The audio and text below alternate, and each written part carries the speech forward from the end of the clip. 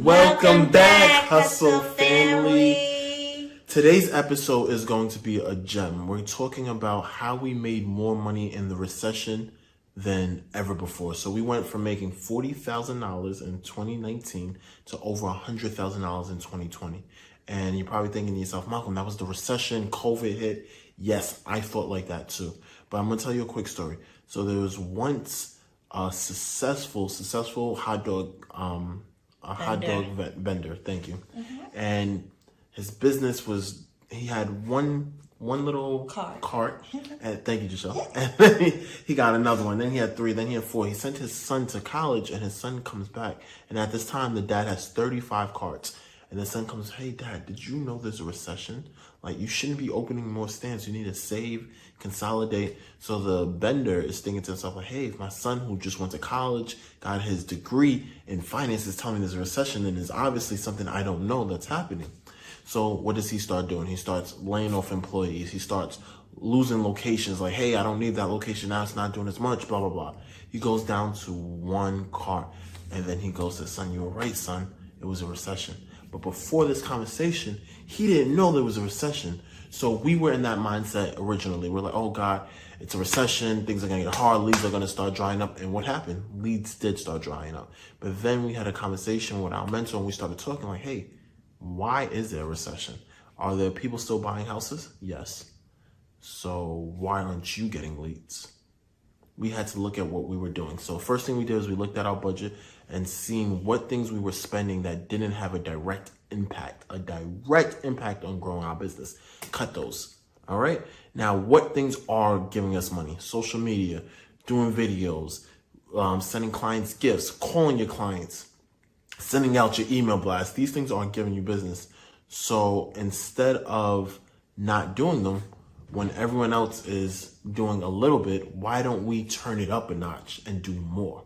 So we started doubling our marketing. We started doing things that were directly impacting our business and doing more of it because everyone else is afraid. So now you have less people sending cards. You have less people calling clients. You have less people doing less. So why would I want to be like everyone else? I want to be better. I want to do more. So we doubled our efforts. I started calling clients. Giselle started calling clients. Our assistant started calling clients. And we started the snowball effect. And then before you know it, the first month, nothing. The second month, nothing. By the third month, we had more deals coming in. And people were like, hey, how are you doing more business now? And it was because we were putting in the effort and we were doing things that directly impacted our business. The key thing is to know your business. Know what impacts you.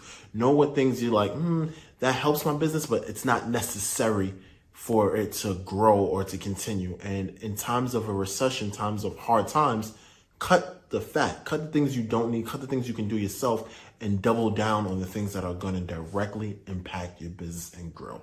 So you can still grow in a recession. Do not believe what everyone else is telling you. Don't believe, oh, you can't do this, you can't do this. The most money is made during the recession.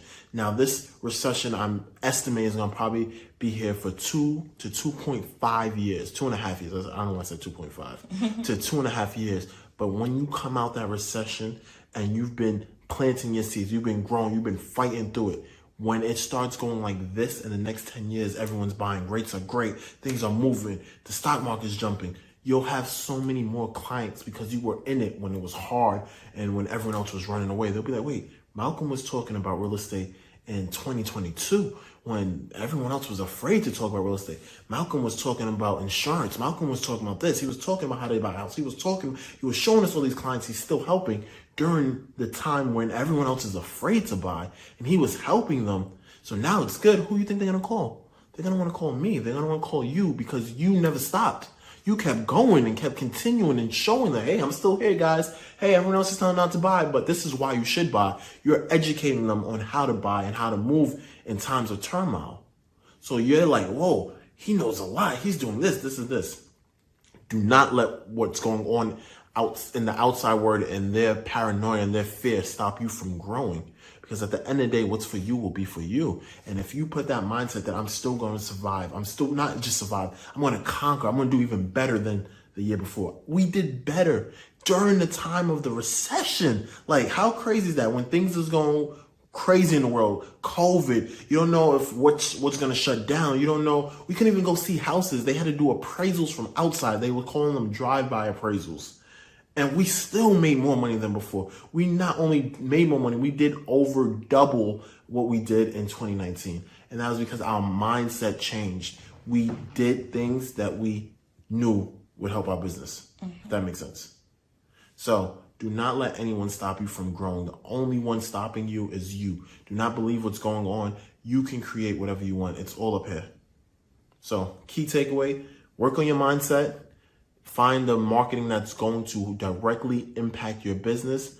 And 3, the only thing stopping you from creating the income and the life that you want is you. It's the real Mr. Marcelle, aka your favorite loan officer.